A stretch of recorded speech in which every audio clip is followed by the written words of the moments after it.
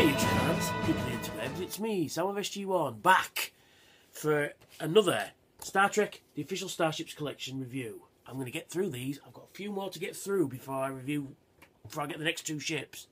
So, in this case, it is issue 31, the Valdore Warbird. Look at her there, she's lovely. So, well, I'll get cracking on. We've got specification, operated by the Romulan Star Empire. Type Warbird. Yes, it's the Romulans that use Warbirds, not Klingons. Romulans. Please stop calling them Klingon Warbirds. Klingon birds of prey, Romulan Warbirds. Please, that is not a difficult thing.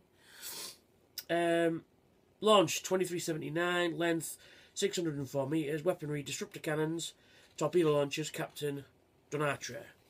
So then we go into the history of the Valdore itself. Lovely CG render there. Same one on the front cover, but that's no bad thing.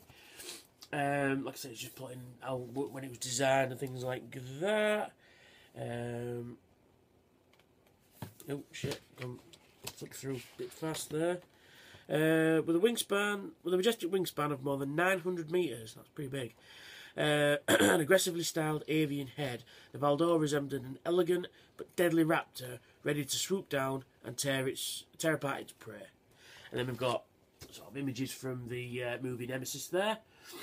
Another CG render there. I'm not sure if that's a publicity shot or not. I can't quite remember. It might not be. I don't think it is.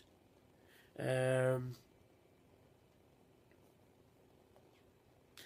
with the earlier D-Deridex class Warbird, the Valdore featured intricate feather-shaped markings on the exterior of its hull, but there the detail was even more pronounced.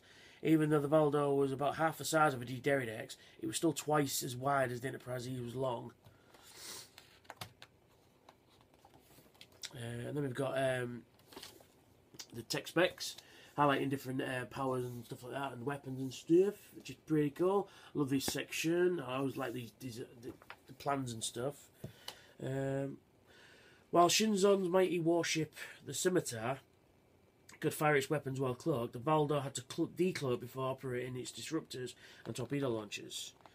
And then we've got into Star Trek Nemesis screenwriter John Logan, big Star Trek fan.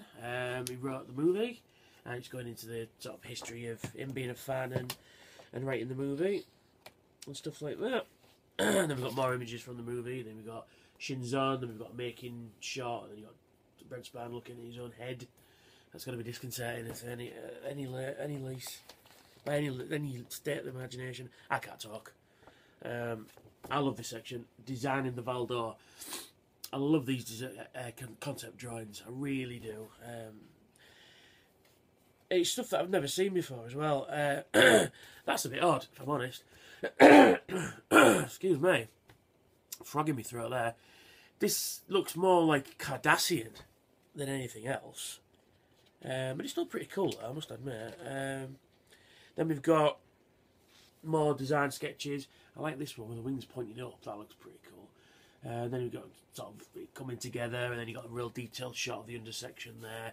And then the final Valdore as well, which was a CG model in the end. And then we've got the on-screen section.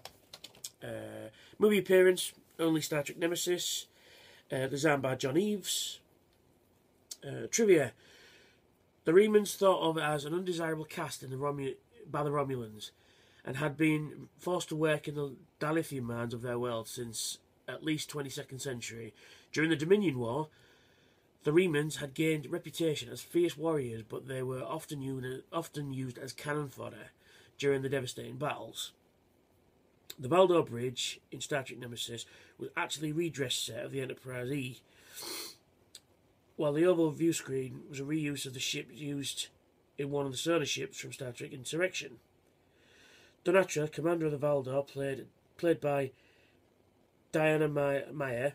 Screenwriter John Logan named the character after his friend Donna Branson, and then was also used for Lieutenant Branson when it was at the helm. It was at the helm of the Enterprise E in Star Trek Nemesis. So there you go. And that's the magazine. There you go. So, onto the model itself. A very nice model, if I must admit. Probably one of the best I've done in a while. But look at the detail on those wings. Look at the detail on there. That is a beautiful thing. That is a beautiful thing. Yeah, it's even got the sort of de-Deridex open part in the middle, which is pretty cool. Got two sets of nacelles. You've got the main nacelles here, and then you've got the secondary nacelles there. But just look at the detail they've managed to cram onto this one.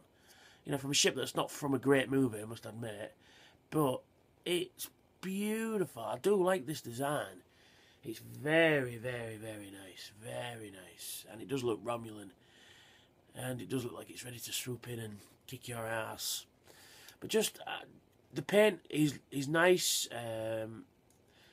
The front end is metal, the rest is plastic. But it is just a wonder. I mean, this camera's not even doing it justice. I can't even get there. We go. Look at the detail on there. It is a beautiful thing. It really is. Well worth getting for your collection. If you're a Romulan fan, you should have this. But if you're a fan of the collection, you should get it anyway. It's one of those ships that I was kind of like, but when I actually got it, I was like, holy shit, this is good. And it's really good as well. It looks brilliant next to your de-Deridex, which is over there.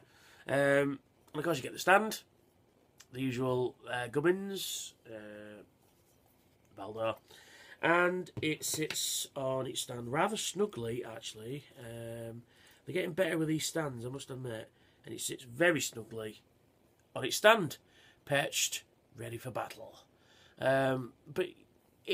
But like I say, it is really well done this time round. Really well done, and like I say, it sits on its stand, very nice. Can't wait to get the scimitar.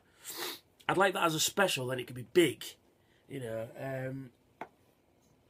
But yeah, that's me. That's the Valdore, and I'll catch you all later. Bye for now.